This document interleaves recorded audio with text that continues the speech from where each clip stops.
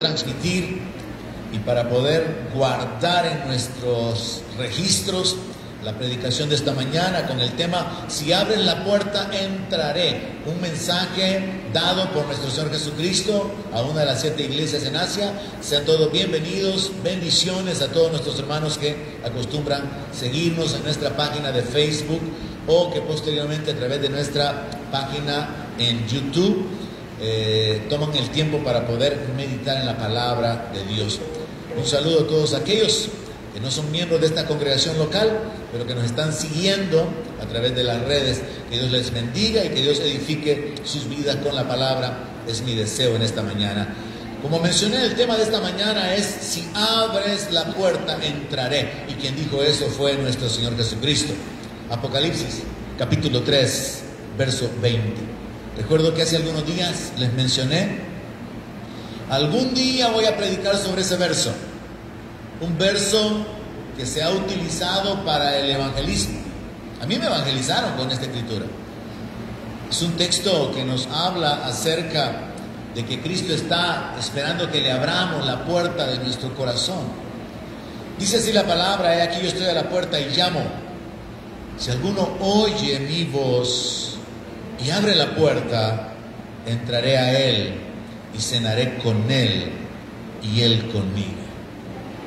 Hemos orado, pero podemos orar que Dios nos hable y nos enfocamos en nuestra alma, nuestro espíritu, nuestra mente, en la palabra. Padre, estamos agradecidos por la vida, por la libertad, por el aliento, por las fuerzas, por este tiempo, por la paz que tenemos, por el privilegio de reunirnos, de invocar tu nombre y de acercarnos a ti, y reconociéndonos necesitados de ti, de tu palabra, de esa palabra que nos sustenta, que nos alimenta, de esa palabra que alumbra nuestro camino, que nos guía, con la cual somos exhortados, confrontados, corregidos o instruidos.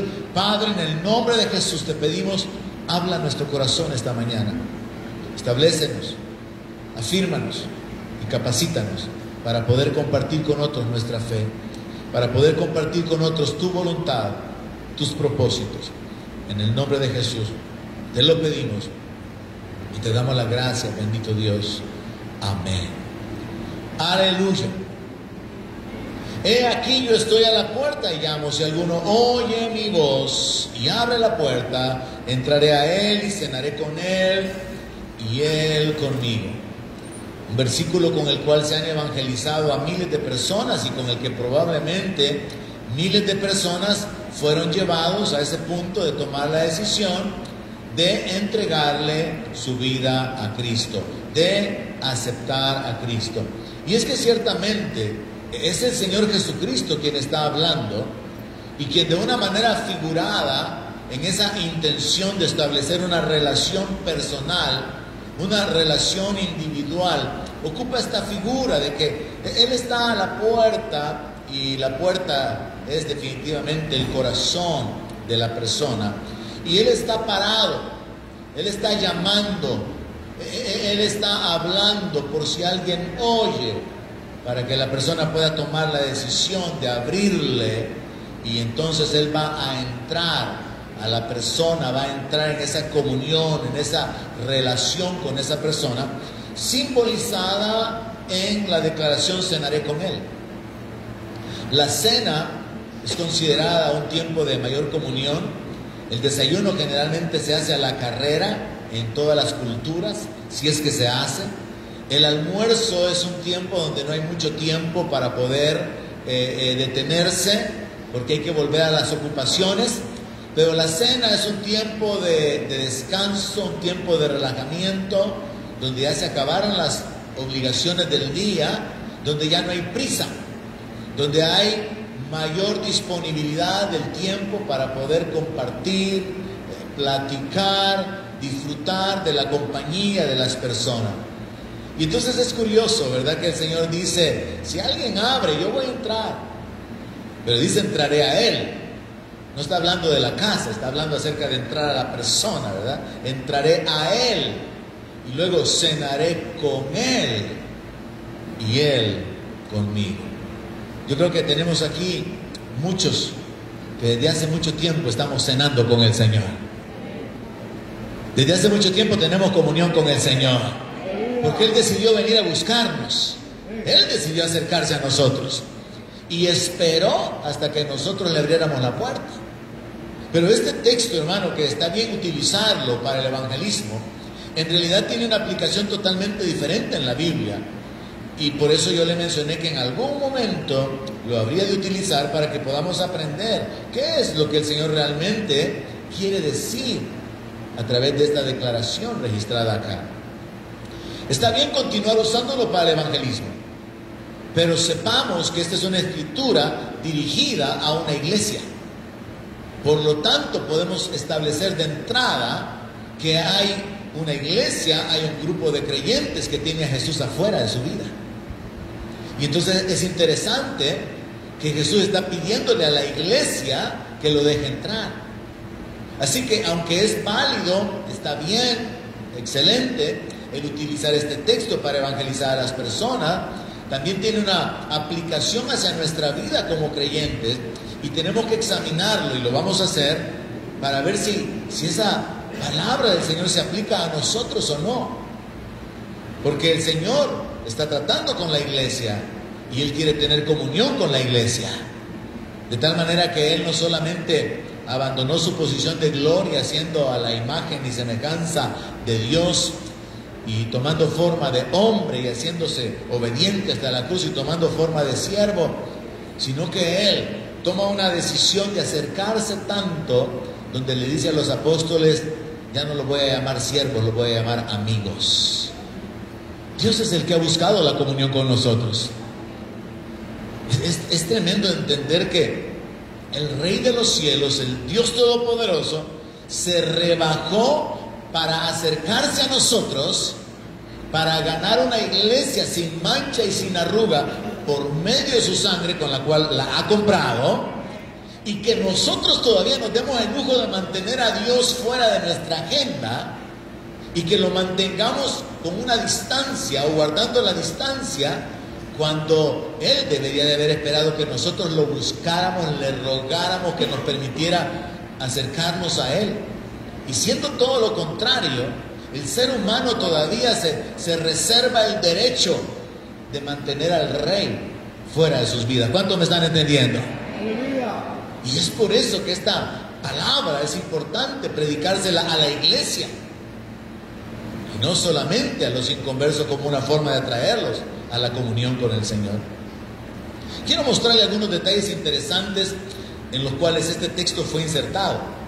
En Apocalipsis capítulo 3, verso 7, la palabra de Dios nos habla acerca de un mensaje que el Señor le envía a la iglesia de Filadelfia.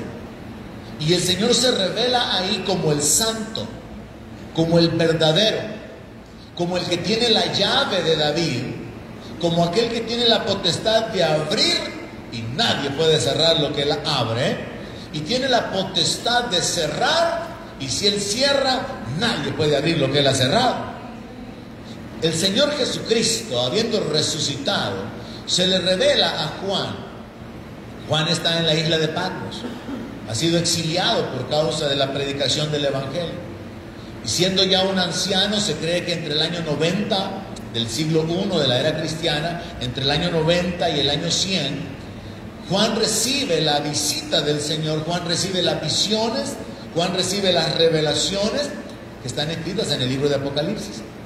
Pero este libro comienza primeramente con la revelación de la identidad de Jesús, capítulo 1, y luego en el capítulo 2 y capítulo 3 se enfoca en cartas o mensajes enviados a 7 iglesias. Una de esas iglesias es la iglesia de Filadelfia, que sería la número 6, y la siguiente iglesia, que es la de Laodicea, es la número 7. Ahora, en el contexto entonces entendamos esto. El Señor que le está pidiendo a la iglesia de Laodicea en el capítulo 3, verso 20, que le abra la puerta, Él se ha revelado en el capítulo 3, verso 7 a la iglesia de Filadelfia como aquel que tiene tal autoridad para abrir puertas que nadie las puede cerrar y para cerrar puertas que nadie puede abrir. Y que incluso dice que Él tiene la llave de David. Y ese que tiene la capacidad de abrir puertas y de cerrar puertas, ese se revela posteriormente a la siguiente iglesia diciéndole: tú tienes tu puerta cerrada, y aunque yo la puedo abrir, porque tengo la potestad de abrir puertas, y nadie las va a cerrar si yo las abro, y tengo la potestad de cerrarlas y nadie las va a abrir si yo las he cerrado, yo respeto tu decisión, si tú quieres mantener la puerta cerrada. Jesús está revelando a la iglesia diciéndole que Él es el que tiene la llave de David, que Él tiene la potestad y la autoridad de abrir las puertas que Él quiera y de cerrar las puertas que Él quiera. Pero cuando llega a esta iglesia le dice: yo estoy delante de tu puerta, estoy esperando que tú la abras. Es como que aunque Dios pudiera enseñorearse, Dios nos invita en su gracia. Aunque Él es Dios, aunque Él es Señor, Él espera que voluntariamente procuremos acercarnos a Él. Que voluntariamente nosotros tomemos la decisión de permitirle a Él que se acerque y tener comunión con Él. Y debido a este libre albedrío que Dios nos ha dado, es que nosotros nos reservamos el derecho de qué tan cerca o de qué tan lejos seguir al Señor. Y este es el problema de la iglesia evangélica, que habiendo entendido la salvación, el perdón, la adopción, la herencia, habiendo entendido las doctrinas fundamentales del evangelio, todavía seguimos siendo señores de nuestra vida. Todavía nos reservamos el derecho de tener el control de una gran cantidad o de la mayoría de áreas de nuestra vida muchas veces. Porque como he predicado recientemente, no comprendimos, no entendimos lo que significa vivir bajo el señorío de Cristo. Siendo Él el Señor, nos da libertad. Incluso habiendo tomado la decisión de seguirle, es una decisión seguir siguiéndole o continuar siguiéndole. Juan 6:66, los apóstoles vinieron a Él y le dijeron, después de un mensaje un poco confrontativo, le dijeron: Señor, tu palabra es dura, ¿quién la va a poder soportar? Y ya en Juan 6:66 le dicen: Señor, muchos se han alejado, muchos discípulos se fueron. Y Jesús les pregunta a los apóstoles: ¿se quieren ir ustedes también? Porque nosotros somos libres de seguir o no seguir al Señor. Nosotros tenemos la libertad dada por Dios mismo de qué tan cerca vivir del Señor, qué tan lejos, qué tan frecuente buscarlo, qué tan frecuente adorarlo. Tomamos la decisión porque Dios nos ha dado ese libre albedrío. Desgraciadamente lo usamos para mal. Siendo libres no usamos la libertad para servirnos por amor, como dice la palabra. Siendo libres no usamos esa libertad para poder acercarnos más a Dios. En el libro de Hebreos dice que teniendo libertad para acercarnos, que nos acerquemos confiadamente al trono de la gracia. Y eso se hace a través de la oración, a través de la adoración, a través de la alabanza. Y a pesar de que hay libertad para acercarnos, pueden pasar días y muchos creyentes no se acercan a Dios. No hay oración, no hay clamor, no hay acción de gracias, no hay una comunión permanente. Y el deseo de Dios es que nosotros podamos permanecer en esa comunión, en esa dependencia, en ese respaldo, en esa relación con Él. Entonces, interesante para mí este detalle, porque aquel que tiene la llave de David y que puede abrir puertas, no fuerza la puerta de nuestra vida, sino que dice: yo aquí estoy, si tú me oyes, si me abres, entonces voy a entrar. Y lo que yo quiero es tener comunión, lo que yo quiero es cenar. En ese sentido, entonces, podemos entender cómo Dios nos ha dado esa libertad y tenemos que aprender a valorar esa libertad. Ahora, yo quiero llamar su atención hacia otros detalles relacionados con el contexto, es decir, el área en el cual la escritura que vamos a utilizar esta mañana fue escrita. Ya he mencionado que el Señor, habiendo resucitado décadas después, se le aparece a Juan en la isla de Patmos, y entonces Juan recibe instrucciones de escribir cartas. Él dice en la palabra: escribe al ángel. Pero obviamente nadie puede escribirle cartas a un ángel, como ningún niño puede mandarle una carta a Santa Claus. Entonces la palabra ángel ahí es la palabra mensajero, es una palabra para el pastor. Y Dios está tratando con el pastor, Jesús está tratando con los pastores de las iglesias y reconoce el trabajo, reconoce las dificultades de cada una de las iglesias. Y estas son 7 iglesias que existían en Asia. Los nombres de estas iglesias son Éfeso, Esmirna, Pérgamo, Tiatira, Sardis, Esmirna, Filadelfia y Laodicea. 7 iglesias en las cuales muy probablemente, casi seguramente, el apóstol Pablo trabajó para poder plantarlas, puesto que él era el apóstol de los gentiles. Ahora, estas 7 iglesias existían en el siglo I, pero hay algunos estudiosos de la Biblia que han llegado a la conclusión de que estas 7 iglesias que existían literalmente, físicamente, geográficamente en Asia en el siglo I, en realidad representan 7 etapas de la iglesia del Señor Jesucristo. Y cada una de esas iglesias es descrita con ciertas características, ciertas cualidades específicas, de manera que se ha ido aplicando cada uno de esos nombres a ciertas etapas de la iglesia desde que la iglesia comenzó. Entonces la iglesia comenzó con la iglesia de Éfeso, una iglesia perseguida, una iglesia donde había mártires, y luego se pasa a una siguiente etapa, la iglesia de Esmirna, y se van dando cualidades, características, y no es mi propósito hacer un estudio de las iglesias esta mañana, sino enfocarme en el texto en particular donde Jesús está pidiendo que se le abra la puerta, y por eso tengo que detenerme únicamente en la iglesia número 7, que es la iglesia de Laodicea, y en la iglesia número 6, que es la de Filadelfia. Entonces, el mensaje que el Señor está mandando, donde ya hemos comenzado a leer en el capítulo 3, verso 20, es enviado a la iglesia de Laodicea, a la iglesia número 7. Y según el verso 15 de Apocalipsis, es una iglesia tibia. Es una iglesia conformada por creyentes sin compromiso. De aquí vamos a ir entendiendo por qué es que Jesús le pide que le abra la puerta. Porque esto representa a creyentes que se han acomodado. Representa a creyentes que han perdido su pasión por lo espiritual. Representa a creyentes que antes tuvieron comunión, hicieron obras, sirvieron al Señor, conocen al Señor, saben quién es el Señor, pero lo tienen lejos, lo tienen fuera de sus vidas. Entonces es importante ver que en Apocalipsis capítulo 3, verso 15, la iglesia a la que se le envía ese mensaje de abrir la puerta y de que si la abre, el Señor va a entrar para tener comunión con Él, es la iglesia de la Odisea.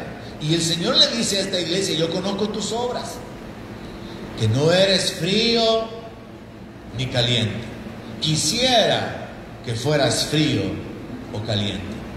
La mejor interpretación de este texto es: no es un inconverso, no es un ignorante del Evangelio, no es alguien que no conoce la relación con Dios, pero tampoco es alguien que esté encendido, que está apasionado, no es un creyente nacido de nuevo, que está avivando el fuego del don de Dios en su vida, sino que es alguien que está en medio. Entonces esta es identificada como la iglesia tibia. Y aquí es donde nosotros tenemos que examinar nuestra condición. ¿Será que nuestro cristianismo es un cristianismo tibio? ¿Será que por eso la falta de libertad en la adoración? ¿Será que por eso la falta de entrega, la falta de pasión en el tiempo de la adoración? Porque si es nuestra relación con Dios, ¿será que por eso nos da igual el congregarnos, no congregarnos, llegar tarde, no llegar? ¿Será que estar conectado con eso? Definitivamente que sí. Porque donde esté su tesoro, ahí va a estar su corazón. Definitivamente.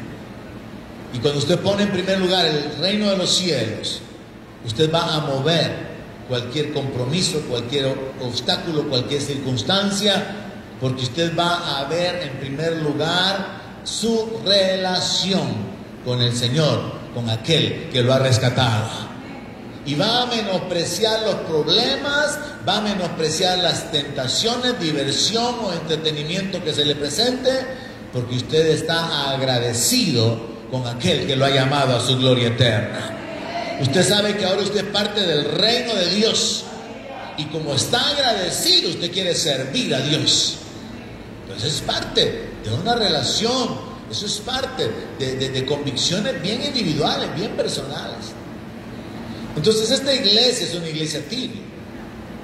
Es una iglesia que probablemente durante algún tiempo, en base a la palabra, yo conozco tus obras, probablemente durante algún tiempo, o quizás años, fueron personas que estaban sirviendo, que estuvieron comprometidas en algún momento, pero se descuidaron, se acomodaron, se estancaron, ya no oran como antes, ya no adoran como antes, ya no tienen aquella misma pasión, porque ya después de 20 años, como que ya esa pasión por el Señor y por el reino como que llega a sentarse, llega a aquietarse, y ya no existe un interés por seguir ganando almas como al principio, ya no existe un interés por la palabra, por leer la palabra, por seguir aprendiendo más, ya no existe un anhelo por deleitarse en la presencia de Dios, y entonces se vuelve un estilo de vida un tanto cómodo, un tanto frío, un tanto indiferente.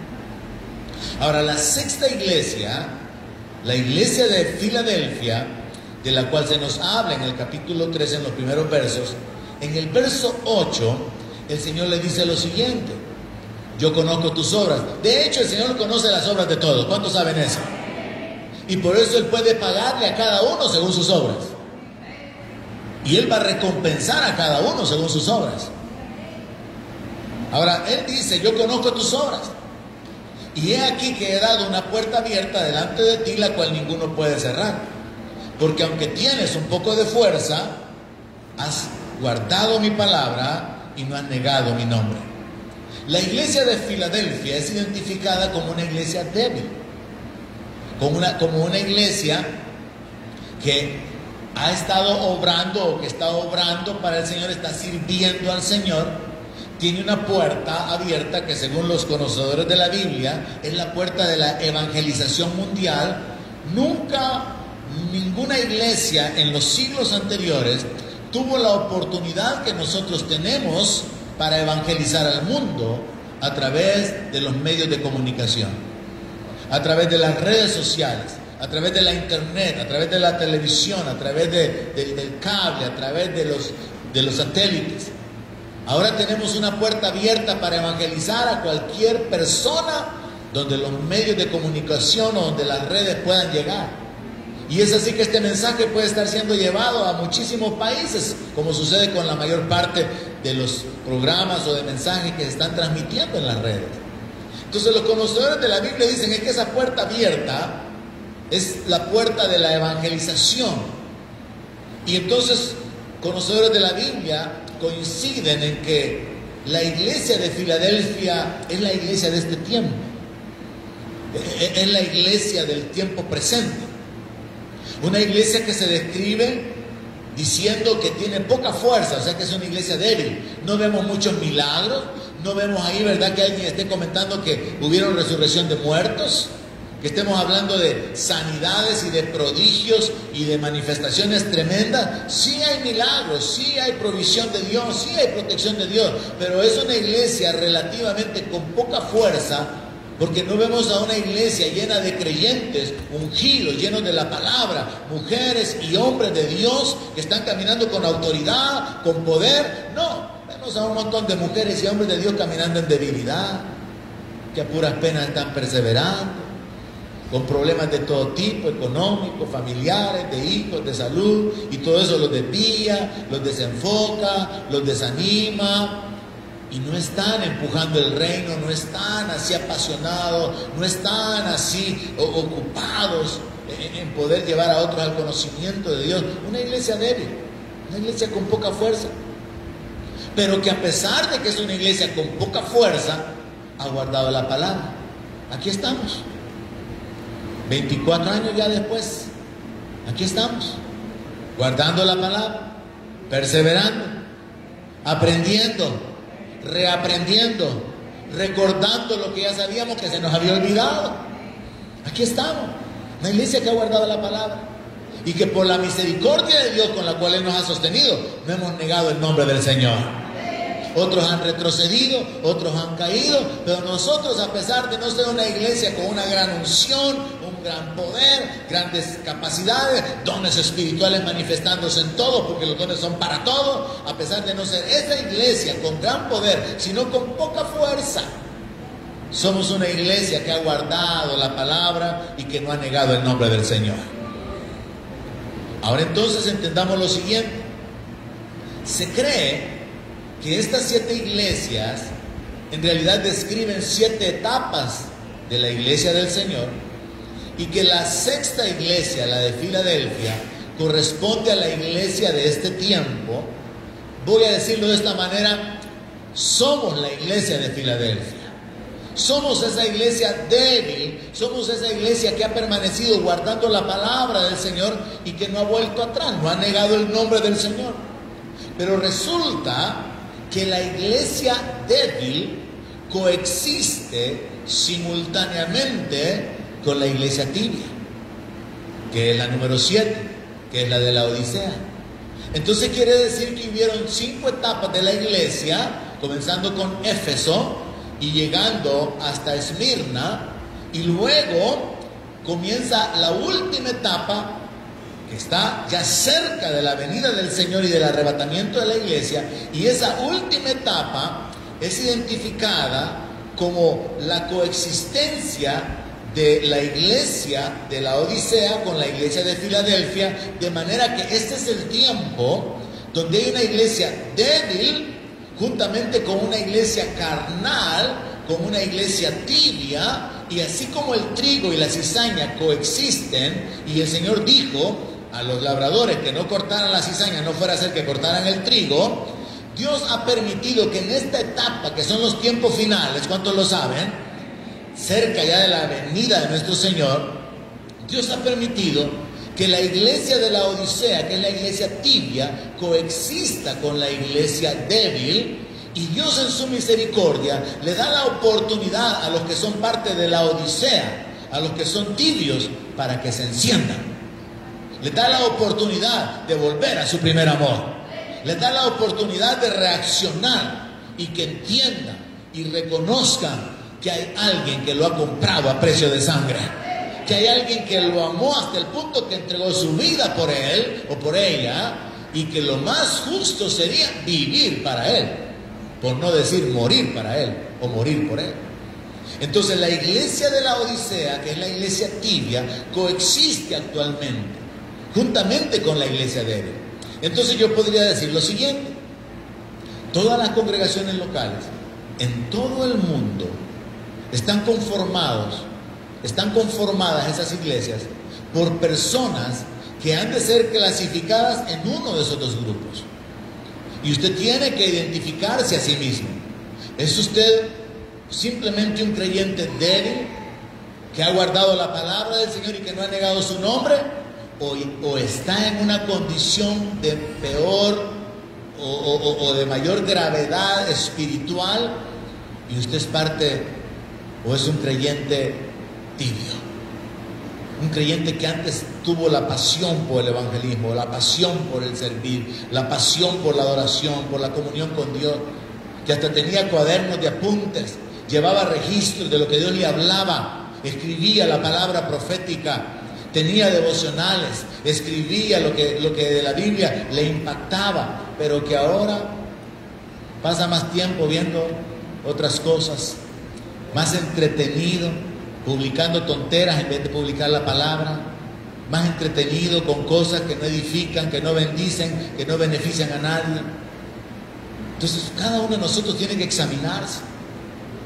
Soy un creyente que pertenece a Filadelfia, débil pero que he guardado la palabra y que no he negado el nombre del Señor, o mi condición es más grave, soy un creyente que ha caído en una tibieza espiritual, en una indiferencia, en una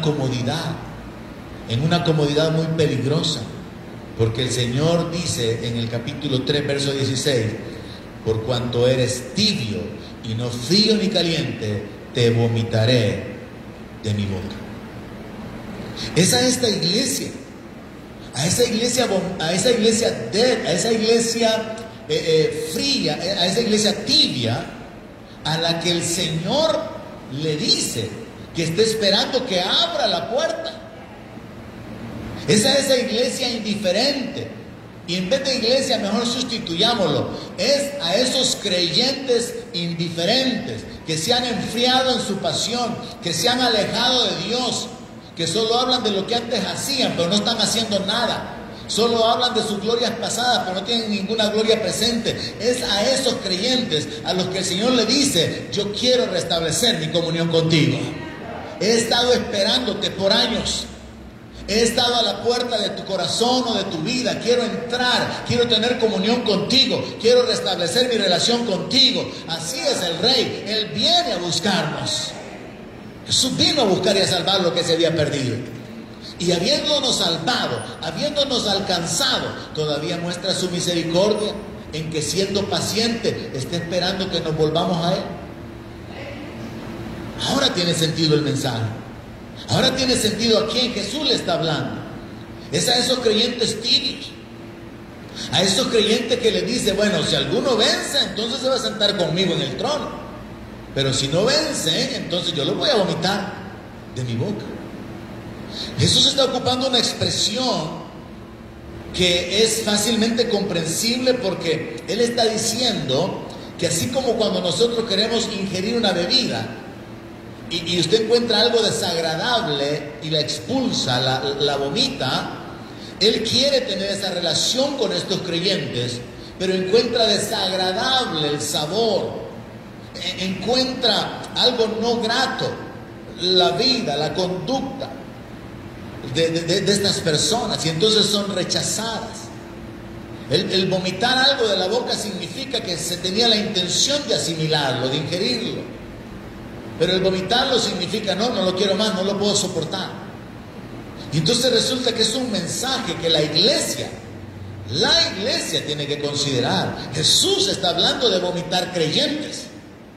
Jesús está hablando, y Él lo hizo cuando estaba en su ministerio público. Jesús está hablando acerca de que algunos va a tener que decirles: apártense, malditos, no los conozco. Jesús habló seriamente sobre el infierno.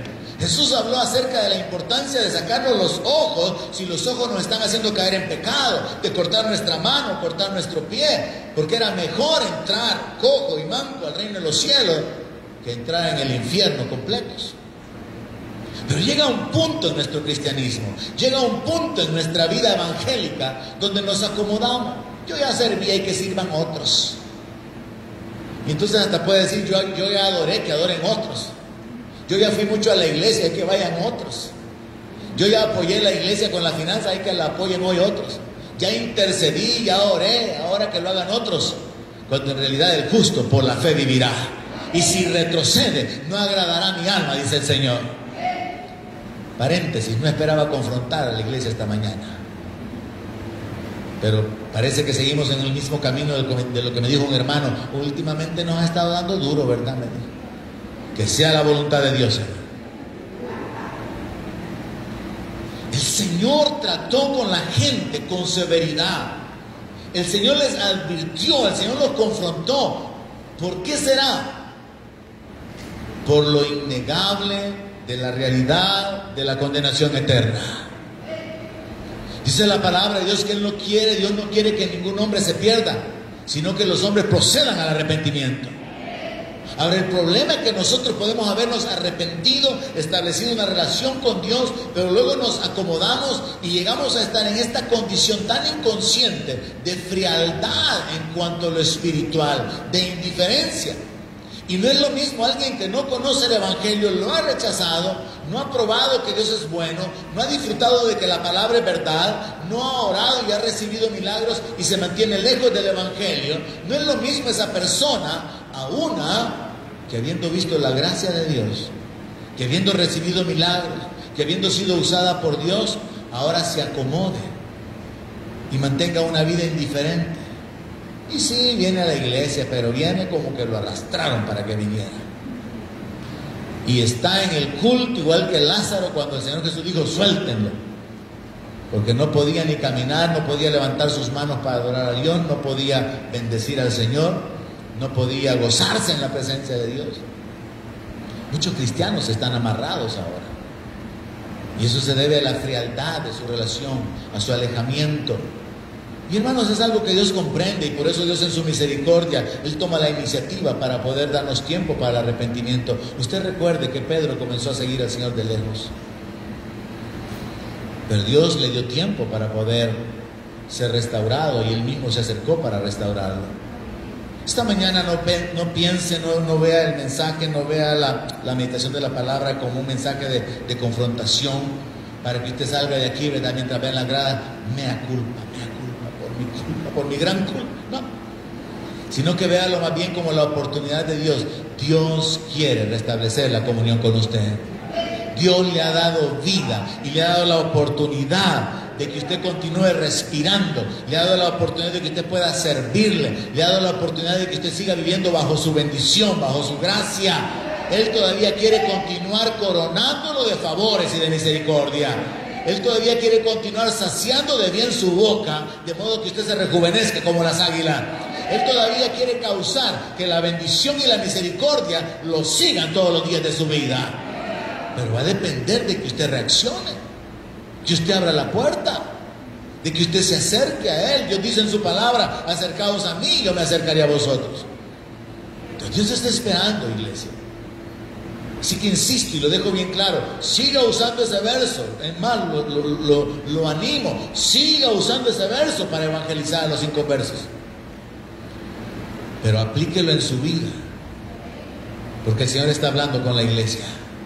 Y el Señor le advierte a esa iglesia: por causa de tu tibieza espiritual te voy a vomitar. Y entonces resulta bien grosero, ¿verdad?, predicar un mensaje así, pero es importante, es necesario, es indispensable, porque ese mensaje podría causar que algunos que están caminando hacia la condenación eterna por causa de su tibieza espiritual reaccionen y alcancen la gracia y la misericordia de Dios.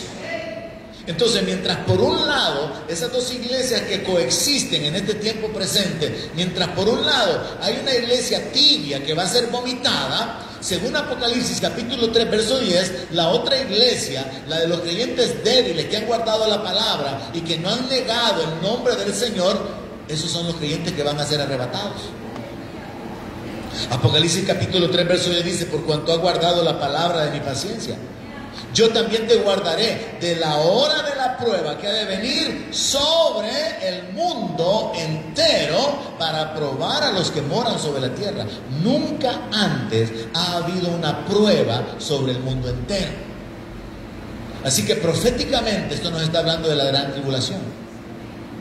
Y esto nos coloca en el punto donde hay una iglesia que va a ser arrebatada, porque la palabra dice que el Señor va a tocar la trompeta y van a resucitar los muertos en Cristo primero, y los que vivimos vamos a ser transformados y seremos arrebatados para estar con el Señor, para recibir al Señor en el aire.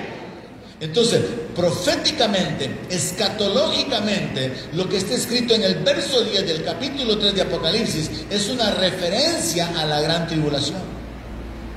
Bajo este enfoque yo le digo a la gente que tiene comentarios negativos con respecto a la violencia, lo caro de las cosas, a veces del calor, a veces de la gasolina, a veces de los problemas que vivimos, yo acostumbro decirle: y esto no es nada.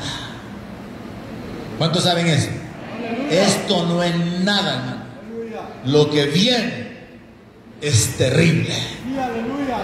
¡Sí! Operación demoníaca, escasez, sequía, mortandad, peste. Esto del COVID-19, eso no es nada. Una mortandad de un 3%, de un 2%, eso no es nada. La palabra nos habla acerca de, y una cuarta parte de la humanidad va a ser cortada, y un tercio de la población va a ser cortada, y los peces y las naves, un tercio destruidos, y el mar convertido en sangre. Esto no es nada. Aquí todavía se parece al paraíso. Aquí todavía se puede disfrutar la vida. Pero cuando venga la tribulación, donde haya incluso operación demoníaca, donde dice la palabra que hasta se va a abrir el pozo, el abismo, y van a salir de allí demonios que van a atormentar a los hombres, allí realmente va a ser una situación terrible. Entonces la palabra de Dios en el capítulo 3 verso 10 está hablándonos de la hora de la prueba que ha de venir sobre el mundo entero. ¿Para qué? Para probar a los que moran sobre la tierra. Entonces, cuando nosotros ponemos en orden la secuencia de las 7 iglesias y encontramos que hay 5 etapas diferentes que incluyen el oscurantismo en la Edad Media, que incluyen la etapa donde vino la revelación de la palabra, que incluyen la iglesia que se corrompió y entonces aparece el sistema católico, esas 5 etapas se pueden marcar en los siglos anteriores.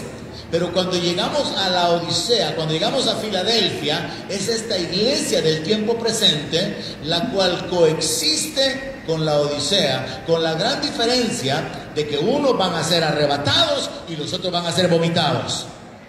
Y los que van a ser vomitados significa que van a ser rechazados y se van a quedar en la gran tribulación.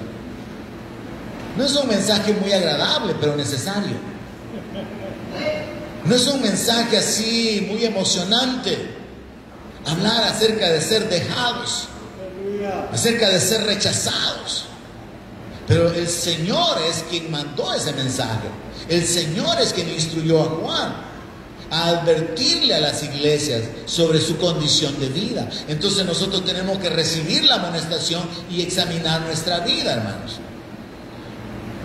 Y sí podemos concluir en que somos parte de una iglesia que no tiene mucho poder, mucha unción, así como individualmente. No estamos caminando en los dones espirituales, no hay una gran unción en nuestra vida, ni siquiera sabiduría para poder tomar decisiones personales, ni para aconsejar a otros. Una iglesia débil, pero que ahí está, ha permanecido, y en la medida de lo que puede, a veces de vez en cuando comparte una que otra escritura, y ni siquiera personalmente, sino que la reenvía por ahí porque le gustó. Pero hay una iglesia caminando en debilidad. Hay una iglesia que sigue reteniendo el nombre del Señor. Hay una iglesia que continúa guardando la palabra, y aunque sea en lo fundamental, pero ahí está. Pero no ha caído todavía en la condición de tibieza, de indiferencia. Y ojalá que su análisis y su evaluación de sí mismo no vaya a ser equivocada. Porque podría ser que algunos salgan de aquí diciendo, bueno, ay, bendito Dios que por lo menos soy de la iglesia débil y sea de la iglesia tibia. Ojalá que su análisis, que usted se mida verdaderamente, porque cuando uno se califica uno solito se pone buena nota, ¿verdad? Así que, hermanos, es importante entender eso. Es importante saber que en este tiempo, cuando hablamos de la iglesia del Señor Jesucristo, en términos generales, los creyentes como individuos podemos ser parte de esa iglesia débil pero fiel, o podemos ser parte de una iglesia exitosa, porque el Señor se detiene en detalles a partir del verso 17, pero carnal. El Señor le pide a la iglesia de la Odisea que le abra la puerta. A esta iglesia le pide que le oiga, que le escuche. Vámonos al verso 17. Y el Señor confronta de una manera como solamente lo hacía en el Antiguo Testamento Dios por medio de los profetas, tratando de generar una reacción por causa de la incomodidad de las personas. Y son mensajes, hermanos, que usted no va a encontrar como muy populares ni que se predican mucho. Usted va a encontrar mensajes de prosperidad, de éxito, de recibir milagros, pero no va a encontrar mensajes así de confrontación. Y estos mensajes son necesarios para la iglesia, porque la iglesia tiene que alinearse con la voluntad de Dios. Como iglesia tenemos que examinar nuestra vida, nuestra condición. El Señor le dice en el verso 17, tú dices, yo soy rico y estoy enriquecido y no tengo necesidad de nada. Y no conoces que tú eres un desventurado, miserable, pobre, ciego y desnudo. ¿Qué palabras más duras, hermano? ¿Qué palabras más fuertes? Por ser tan fuerte yo no las puedo usar a título personal para aplicárselas a nadie. Yo no puedo referirme a ningún creyente, independientemente de mi relación o de mi conocimiento de su condición personal. Yo no puedo referirme de esa manera a nadie. Pero entendamos algo, es Jesús quien está hablando. Y es Jesús quien le dice, tú eres un desventurado, miserable, pobre, ciego y desnudo. Y entonces, viniendo del Señor, cada quien tiene que saber si recibe esa confrontación o esa palabra. Ahora, el Señor viene en su misericordia, porque Él no quiere la muerte ni del impío, ni siquiera, sino que Dios quiere que todos los hombres procedan al arrepentimiento. Si Dios no quiere ni siquiera la muerte del impío, Él no quiere la muerte de su iglesia, de aquellos que gustaron de los poderes del siglo venidero, de aquellos que gustaron la palabra, de aquellos que recibieron el don del Espíritu Santo. Dios no quiere que esta gente que se ha detenido retroceda y se pierda. Y entonces Dios todavía da el tiempo para arrepentimiento, y Dios envía un mensaje de confrontación, una exhortación. Y aquí en el verso 18, yo te aconsejo que de mí compres oro refinado en fuego para que seas rico, y vestiduras blancas para que te vistas y no se descubra la vergüenza de tu desnudez. Y unge tus ojos con colirio para que veas. Al ver la descripción que el Señor utiliza en estos versos, entonces descubrimos que la iglesia de la Odisea está conformada por creyentes cómodos. ¿Qué tan cómodo está usted? Por creyentes materializados, por creyentes que probablemente están disfrutando de una bonanza en cuanto a lo económico y han llegado a una condición de vida donde sienten que, bueno, todo está bien, no nos hace falta nada. Y sabe, existe un problema con cierto grupo de cristianos evangélicos que miden la bendición de Dios en cuanto a lo material, y que consideran que tener el favor de Dios o que Dios esté agradado con ellos se puede medir con lo que tienen. Porque si Dios no estuviera agradado con ellos, Dios no los bendijera y no tuvieran lo que tienen. No tuvieran las posesiones, el carro, el dinero. Porque si Dios no estuviera a favor de ellos, sería absolutamente imposible y sin sentido que Dios los estuviera bendiciendo. Aquí cabe aclarar, como un paréntesis, uno puede prosperar sin Dios. Si no, no prosperarán los impíos. Uno puede esperar, uno puede prosperar por su esfuerzo, por su astucia. Uno puede prosperar sin la bendición de Dios. La gran diferencia es que la bendición de Jehová enriquece y no añade tristeza con ello. Pero sí se puede prosperar sin Dios. Entonces, la prosperidad no es una forma de medir el respaldo de Dios en alguien. Pero existe un grupo de creyentes que se han enfocado en lo material. Sí, existe esa iglesia de la prosperidad, donde todo es dinero y el enfoque del éxito y el enfoque de propiedades y el enfoque de las riquezas que se puedan acumular. Pero es un mensaje contrario al que predicó el Señor Jesús. El Señor Jesús dijo que no nos hiciéramos riquezas aquí en la tierra, sino riquezas en el cielo.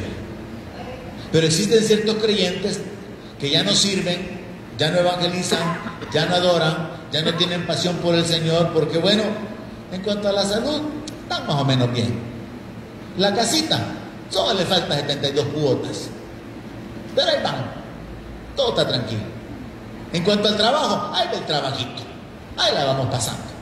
Ahí vamos, aquí en la lucha, Pastor Pierre, no, tranquilo, gracias a Dios. Entonces se han acomodado. No tienen que estar clamando a Dios ni haciendo ayunos desesperados, porque no, están tranquilos. No es que nos sobre, ¿verdad, pastor? Pero mire, aquí estamos tranquilos, de eso estoy hablando. De los que están cómodos y por eso no ayunan, ni oran, ni adoran, ni se comprometen, porque se han acomodado. Una iglesia que está conforme con su condición material. Esto, hermanos, es terrible porque me revela a mí creyentes que están inconscientes de su condición espiritual. Porque esa palabra, hermanos, desventurado, es fuerte. Otra versión lo traduce desdichado. Y yo podría traducirlo de otra manera, desgraciado. Sí, o sea, es una palabra fuerte, hermano. Alguien puede tener su carro, tiene sus ahorros, tiene hasta su casa pagada, pero es un desgraciado, desventurado, desdichado, con un enfoque espiritual. Porque aunque tiene riquezas materiales, espiritualmente es un pobre. Y entonces viene la otra palabra fuerte, miserable. Jesús está hablando con un enfoque espiritual, es un miserable espiritualmente. Puede tener bienes, puede ser que todo está tranquilo en cuanto a lo material, en cuanto a lo económico, en cuanto a las necesidades básicas o físicas o materiales de la vida, pero espiritualmente es un desdichado, es un miserable, y un miserable se traduce como digno de lástima. Ahora este es el punto. Jesús, el Señor Jesús, está diciendo que hay ciertos cristianos que son dignos de lástima. Jesús está diciendo que hay ciertos cristianos que son desdichados y no lo saben. Se han acomodado tanto, están tan inconscientes en cuanto a su vida espiritual, que ni siquiera saben que son pobres espiritualmente, no saben que están ciegos espiritualmente, no saben que están desnudos. Entonces, para mí realmente el mensaje que el Señor le envía a la iglesia de la Odisea, que es un mensaje confrontativo, que es un mensaje que puede sacudir a cualquiera, al final sigue siendo un mensaje de salvación. Porque la exhortación es a arrepentirse. La exhortación es a salir de esa comodidad. La exhortación es: te aconsejo que compres oro refinado en fuego para que seas rico. Te aconsejo que consigas vestidura blanca, y esas vestiduras blancas solo el Señor puede darlas. Te aconsejo que unjas tus ojos con colirio. El colirio, que puede ser el agua de la palabra, así como la palabra es lámpara a nuestros pies, que nos alumbra para poder ver. Entonces, hermanos, si hablamos de esta iglesia y entendemos que la iglesia débil, que no ha negado el nombre y que ha continuado reteniendo la palabra, es la iglesia de Filadelfia, representa a la iglesia en términos generales, a la iglesia actual, pero que en medio de esa iglesia o junto a esa iglesia hay un grupo de creyentes que ha retrocedido espiritualmente hasta el punto de que ha caído en un conformismo, en una comodidad, en una carnalidad, en una indiferencia llamada tibieza por el Señor. Entendámoslo así bien claramente. ¿Cómo sería una descripción contemporánea de ese tipo de creyentes? Y yo creo que podría decirlo en mis palabras: es un cristiano que está vacío en su interior, no tiene gozo, no tiene libertad, ni mucho menos poder, no camina en autoridad, está vacío. Es un cristiano que está enfocado en su negocio, en su trabajito o en su trabajote, que está haciendo mucho dinero o poco dinero, pero al final ese es su enfoque. Está enfocado en lo material, está enfocado en los tesoros terrenales, está afanado, está desenfocado. Se le ha olvidado que aquí somos peregrinos y que solamente estamos de pasada, y por un trabajito deja de venir el domingo a la iglesia. Es que me salió un cliente, pastor. Y le van a seguir saliendo más mientras usted no reconozca que le salió un señor hace décadas al cual usted le debe la vida. Le van a seguir saliendo clientes, pero es su decisión seguir sirviendo a los clientes o a aquel que lo amó y se entregó a sí mismo por usted. Es una persona que ignora las escrituras, no tiene visión. Ha estado aquí 24 años, pero hasta ahorita, debiendo ser ya maestro, todavía hay que estarle explicando la justificación por fe. Todavía no sabe por qué es que un creyente puede caminar en autoridad. Todavía no sabe que los dones espirituales están disponibles y que debería de estar anhelándolos, procurando, pidiéndolos a Dios. Es un creyente que tiene años de estar en la iglesia y que a veces prefiere no mirarme mientras estoy predicando. Ignora las escrituras, no tiene visión, no tiene unción, porque ha caído en tal estancamiento, en tal conformismo, en tal frialdad, en tal tibieza, que no valora, porque dejó de disfrutar aquello que tal vez en algún momento en su vida era algo fundamental y que él pensó que nunca iba a perder, pero descuidó la salvación tan grande que le había sido dada y cambió gradualmente de posición, retrocedió. Es una persona que delante de Dios está desnuda, no tiene las vestiduras de justicia, no tiene obras, no está caminando en amor. Por eso el Señor dice que está desnudo, y el Señor le aconseja que consiga vestidura blanca para poder cubrir su desnudez. La vergüenza de su desnudez significa su condición de pecado. O sea, Jesús está hablando a la iglesia. Iglesia, me estoy dando a entender esta mañana. Jesús está hablando a la iglesia. El mensaje no era para inconversos. El mensaje era para cristianos. El mensaje era para creyentes que en un tiempo estuvieron encendidos, apasionados, sirviendo a Dios, enamorados de la palabra. Nadie tenía que forzarlos para venir a la iglesia. Nadie tenía que decirles que se ocuparan tiempo para leer su Biblia entre semana. Nadie. Porque estaban encendidos, estaban agradecidos con Dios. Pero ahora están tibios. Ahí la van pasando. Pero no cambian.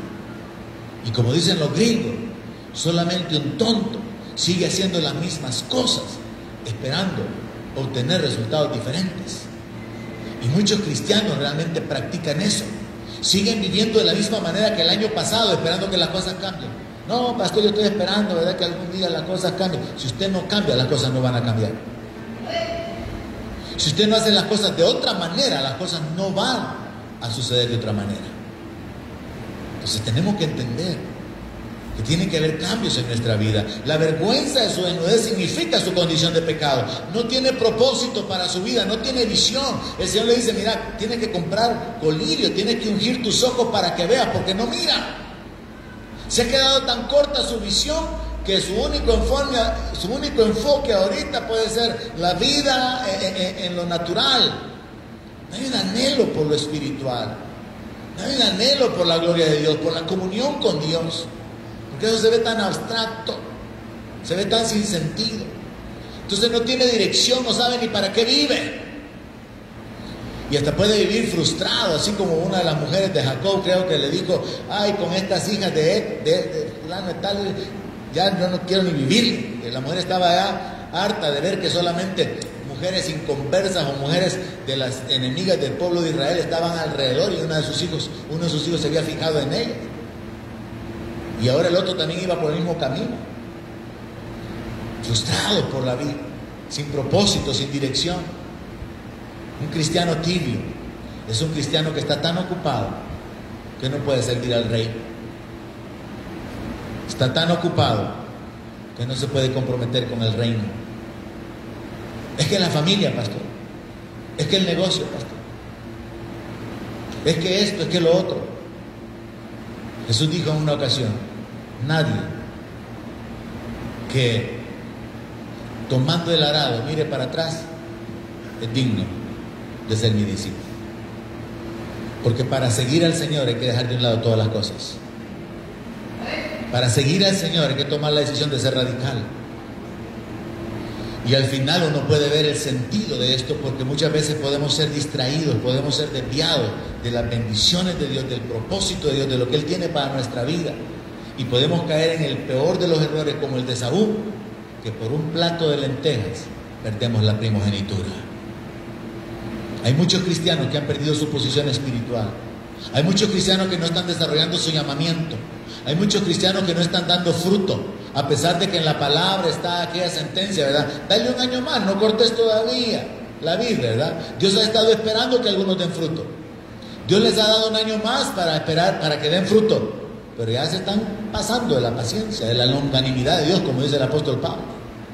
Así que este es un mensaje, hermano, confrontativo, pero al final un mensaje de salvación.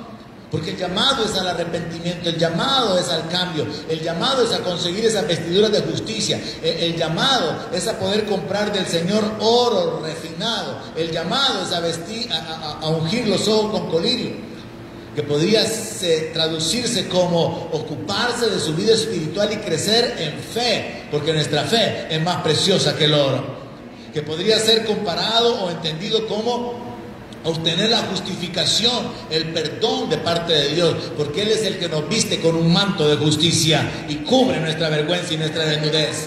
Que podría traducirse como conseguir el colirio de la palabra, porque con la palabra nosotros aprendemos a mirar, aprendemos a ver, tenemos visión. El hombre y la mujer de Dios tiene que tener visión, tiene que tener vestiduras y tiene que tener riquezas espirituales.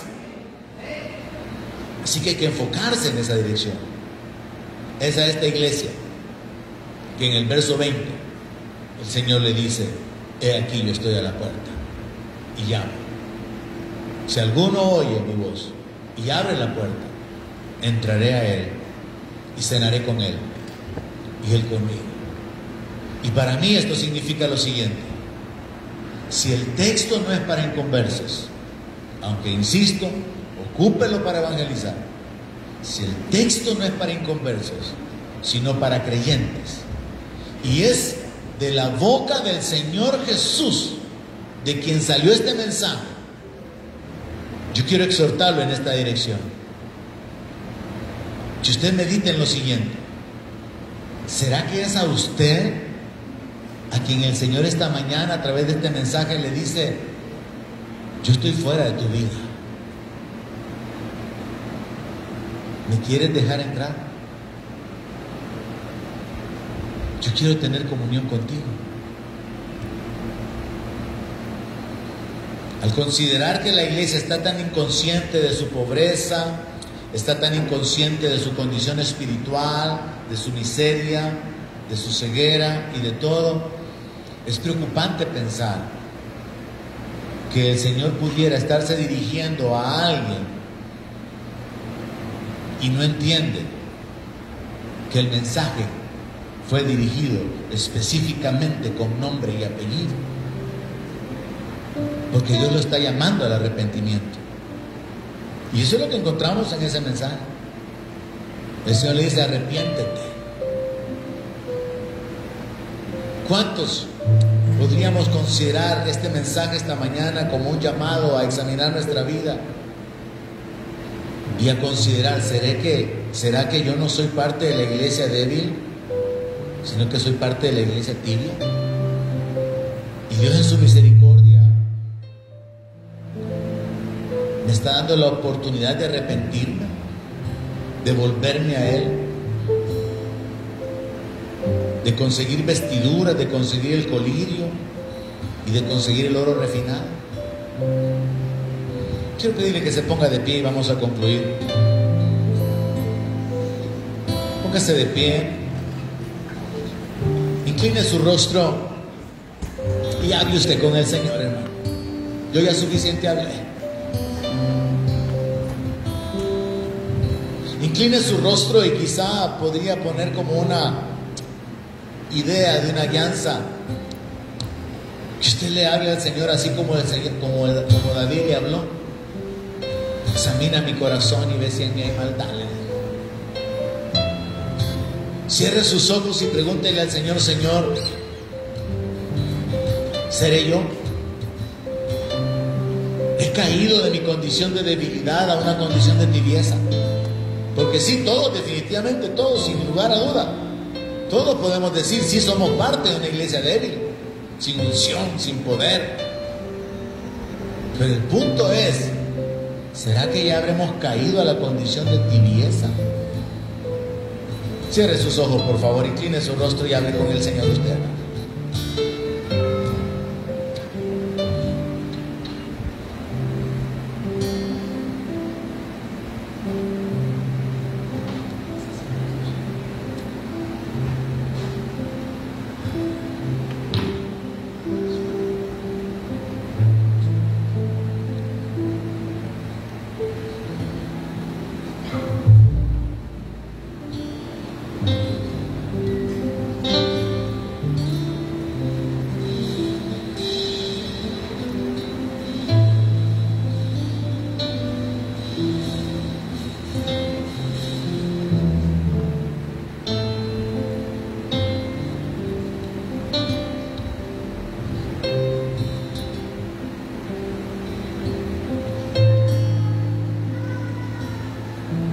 Celestial, gracias por tu paciencia, por la exhortación por medio de tu palabra, Señor, por la oportunidad de arrepentirnos, de volvernos a ti, de levantarnos. Gracias, Señor, por tu misericordia que cada día la renuevas. Volvemos a fallar, continuamos en nuestra infidelidad, falta de entrega, de compromiso, de dedicación. Y tú continúas siendo bueno y continúas siendo fiel, Señor. Padre, gracias, porque esta mañana entendemos que a través de la confrontación por medio de tu palabra somos llamados al arrepentimiento, a examinar nuestra vida. Y partiendo del reconocimiento de que sí somos parte de una iglesia con poca fuerza, que no ha negado tu nombre y que ha retenido la palabra, existe el peligro de vivir inconscientes de nuestra condición espiritual y no ser parte de esa iglesia débil, sino de una iglesia tibia, que se ha alejado, que se ha acomodado, enfocada en lo material, en las necesidades físicas, viviendo en pecado, descubiertos, sin visión, sin propósito, sin sentido para la vida, acomodados y conformes con que materialmente todo está bastante bien, o enfocados en hacer riquezas. Señor, ayúdanos. Tú nos has sostenido hasta el día de hoy. Tú nos has ayudado hasta el día de hoy. Ayúdanos, Padre. Sé tú por tu Espíritu Santo. Sé tú, Señor, por tu Espíritu Santo, revelando, convenciendo de pecado, de justicia, de juicio. Sé tú, Señor, tocando los corazones, llamando al arrepentimiento a hombres y mujeres con un cristianismo tibio, con esa falta de entrega, de pasión, de devoción, justificándose a sí mismos. Señor, sé tú por tu Espíritu Santo obrando en el corazón de cada uno de los que nos reunimos en este lugar, Señor, dándonos entendimiento, ayudándonos por tu Espíritu Santo para examinar nuestro corazón, para conocer lo que nos es oculto, lo escondido, lo secreto. Ay, ayúdanos. Obra esta mañana para salvación, Señor. Obra esta mañana, Señor, por tu Espíritu Santo. Que tu Espíritu Santo sea el que compunja, Señor. Que tu Espíritu Santo sea el que atraiga. Que tu Espíritu Santo sea el que convenza de pecado, Señor. Y que atraiga a tus hijos antes de que sea tarde al arrepentimiento. Que atraiga a mujeres que antes estuvieron encendidas, a hombres que antes estuvieron sirviendo y comprometidos. Sé tú, oh Dios, levantando, libertando a los cautivos. Sé tú, Señor, vivificando. Sé tú, oh Dios, por tu Espíritu ministrando el gozo, la paz, la libertad que solamente hay en ti, Señor. Sé tú, oh Dios, obrando en la vida de cada uno de aquellos que esta mañana se humilla delante de ti, reconociendo que te necesita, Señor. Padre, glorifícate, manifiéstate, Señor, y ayúdanos a seguir adelante. Ayúdanos, Señor, a enfocarnos. Abre nuestros ojos, vivifícanos, Señor. Perdona nuestro pecado, perdona nuestra infidelidad, perdona nuestra carnalidad, nuestra falta de entrega, nuestra falta de compromiso, y en tu gracia y en tu misericordia ayúdanos a ir hacia adelante en una nueva etapa de fructificación. Ayúdanos, Padre, abre los ojos de tu pueblo esta mañana, de entendimiento, Señor, de entendimiento de tu llamado, de tu propósito, de los dones, de las operaciones, de las acciones, de las responsabilidades personales. Sé tú, oh Dios, revelándote en la vida de los jóvenes, en la vida de las mujeres, en la vida de los hombres. Padre, glorifícate, glorifícate. Sé tú, oh Dios, obrando en nuestra vida. Sé tú revelándote. Sé tú, Señor, atrayendo a tu pueblo con cuerdas de amor. Sé tú, Señor, por tu Espíritu Santo, convenciendo. Bendito Dios. Bendito Dios. Bendito Rey. las gracias por la vida. Queremos agradecerte por todo el bien que hemos recibido. Queremos gozarnos sentidos de la gloria, Señor. Queremos bendecir tu nombre, proclamando tu grandeza, tu majestad, tu bondad, tu fidelidad. Y queremos alegrarnos en ti. Queremos darte gracias. Queremos agradecerte porque tú nos has sostenido, tú nos has guardado, tú nos has ayudado. Queremos darte las gracias por tu misericordia. Bendito Dios. Bendito Dios. Levantamos nuestra voz para agradecerte esta mañana. Aleluya.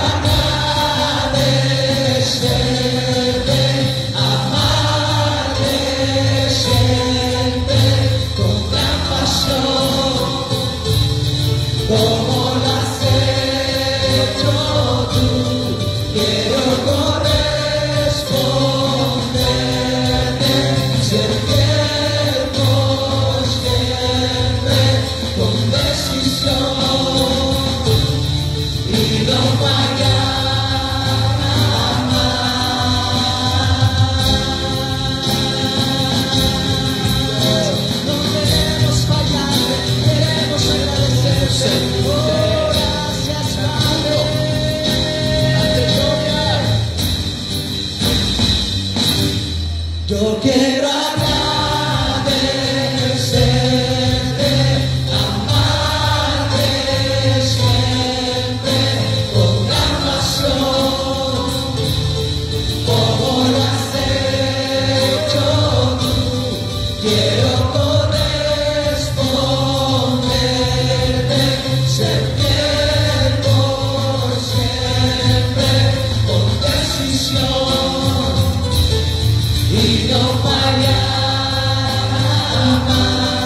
Yo quiero agradecerte, amarte siempre con una pasión como lo has hecho tú.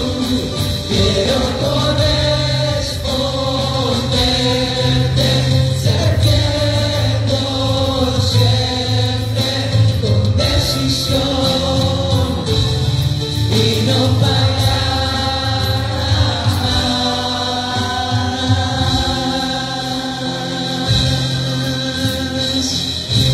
Ayúdanos, Señor, sosteniéndonos con tu diestra. Ayúdanos, Señor, a continuar avanzando. Ayúdanos, Señor, fortaleciendo, vivificándonos, Señor, por tu Espíritu. Necesitamos tu guianza, necesitamos tus fuerzas, necesitamos de tu poder, Señor. Si tú, oh Dios, manifestándote en nuestra vida, glorificando tu nombre, perfeccionando tu poder en nuestra debilidad. Señor, aquí estamos reconociendo que nosotros no podemos, pero entendiendo que es por tu Espíritu que es posible. Entendiendo, Señor, que es tu voluntad terminar la obra que has comenzado en nosotros. Esta mañana, Señor, decidimos volvernos a la comunión contigo, para cenar contigo, Señor. Esta mañana tomamos la decisión, Señor, de volvernos a ti, de acercarnos a ti.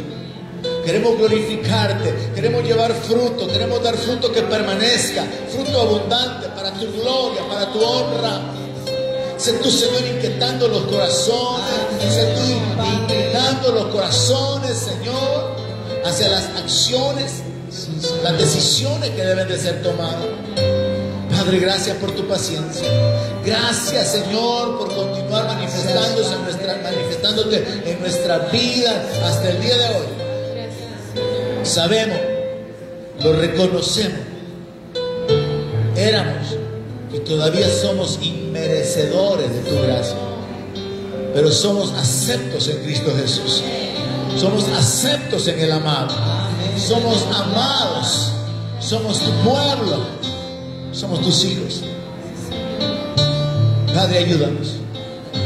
Obra en el corazón de cada hombre, de cada mujer en este lugar, guiando con tu palabra y vivificando con tu Espíritu. Gracias por la vida, tus bendiciones. Gracias por renovar tu misericordia sobre nosotros. Gracias por tu amor, tu bondad, por tu poder manifestado en nuestra vida para guardarnos. Gracias. Voluntariamente, Señor, te honramos en esta hora. Amén. Nuestras ofrendas, nuestras finanzas, sabiendo, Señor, que de lo recibido de tu mano te damos. Y sabiendo, Señor, que una cosecha se levanta a favor de tu pueblo por causa de que tú te encargas, Señor, de multiplicar nuestra semilla, de aumentar los frutos de nuestra justicia. Gracias, Padre, por la prosperidad, por la bendición a la obra de nuestras manos. Gracias por reprender al devorador por nosotros. Gracias por abrir ventanas en los cielos y enviar bendición sobreabundante. Gracias por abrir puertas que nadie puede cerrar. Gracias, Padre, por tu provisión, por tu cuidado. Gracias, gracias en el nombre de Jesús, nuestro Señor y Salvador. Amén. Aleluya.